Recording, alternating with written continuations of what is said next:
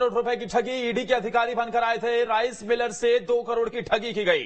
Police ने 3 लोगों को गिरफ्तार किया है। दुर्ग में एक चौंकाने वाला मामला सामने आया है। राइस मिल के मालिक से 2 करोड़ की ठगी की गई है। लेकिन हैरानी की बात यह है कि 5 आरोपी ईडी के अधिकारी बनकर राइस मिल के ऑफिस में पहुंचे और दरवाजा बंद कर दिया।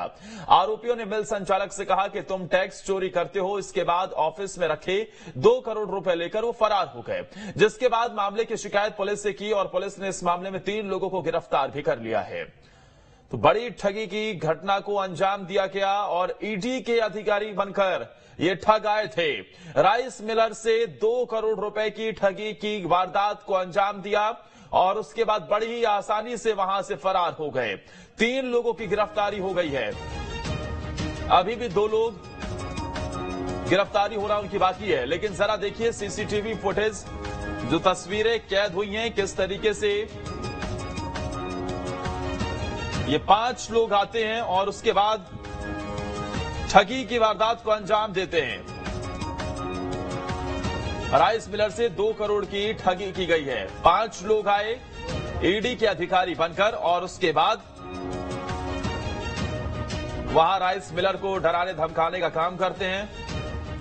कहते हैं कि तुमने टैक्स चोरी किया है और उसके बाद फिर 2 करोड़ रुपए लेकर फरार हो जाते हैं। और इस खबर पर ज्यादा जानकारी के साथ मेरे सहयोगी अंकुश सीधा जुड़ गए हैं। अंकुश, एक शातिराना तरीके से ठगी की वारदात को अंजाम दिया गया। ईडी के अधिकारी बनकर आए और जरा उनकी वेशभूषा भी जो नजर आ रही है पूरे अधिकारियों के लिबास में ही आए। उसके बाद टैक्स चोरी का आरोप और फिर 2 करोड़ की ठगी की वारदात को अंजाम दिया गया।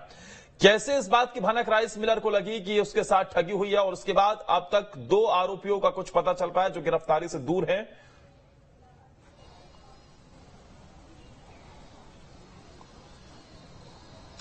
देखिए, जिस तरीके से दुर्ग में एक बड़ी वारदात को अंजाम दिया गया है, उस बड़ी वारदात के अंजाम के बाद कई तरह के सवाल जो हैं वो खड़े हो रहे हैं। सवाल ये इस बात का भी है कि जो ठगी करने वाले आरोपी थे 5 लोग, उनको इस बात की जानकारी कैसे लगी कि जो राइस व्यापारी है, जो चावल का व्यापारी है विनीत गुप्ता, उसके पास उसके ऑफिस में 2 करोड़ रुपए कैश रखे हुए हैं। तो कुल मिलाकर मिली भगत के आधार पर भी पुलिस अब इस पूरे मामले में जांच कर रही है और जांच करने के साथ साथ आगे की कार्रवाई लगातार चल रही है। पूरे घटनाक्रम की अगर बात करें तो विनीत गुप्ता के ऑफिस में 5 लोग एक ब्लैक कलर की 4 व्हीलर से पहुंचे और वहां पर उन्होंने अपने आप को ईडी का अधिकारी बताया और अधिकारी बताकर वो सीधे अंदर घुसे। अंदर घुसकर उन्होंने दरवाजा अंदर से बंद किया, व्यापारी से पूछताछ की और डांट फटकार कर टैक्स चोरी के आरोप लगाए गए और तलाशी ली उन्होंने। और तलाशी के दौरान करीब 2 करोड़ रुपए व्यापारी के पास से नगद जो है उनको मिल गए।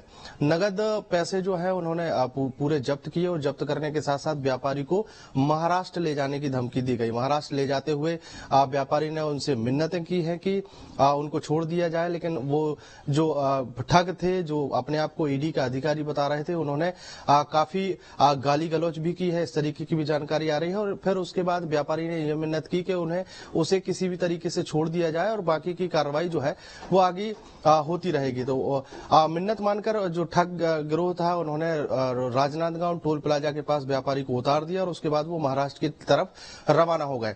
पूरी घटनाक्रम की जानकारी जब व्यापारी ने दुर्ग पहुंचकर पुलिस को दी, मोहन नगर थाने में जब पूरे मामले की जानकारी दी गई तो मोहन नगर थाना पुलिस जो है पूरे मामले में सक्रिय हुई। मामला जो है सलभ सिन्हा यानी जो दुर्ग जिले के एसपी हैं उन तक पहुंचा और उन्होंने तत्काल प्रभाव से एक टास्क फोर्स का गठन किया। टास्क फोर्स ने तत्काल प्रभाव से सीसीटीवी के आधार पर पूरे मामले की जांच पड़ताल शुरू की और जांच पड़ताल के दौरान अब 3 लोग जो हैं, 3 आरोपी जो हैं वो पुलिस की गिरफ्त में है और उनसे पूछताछ की जा रही है।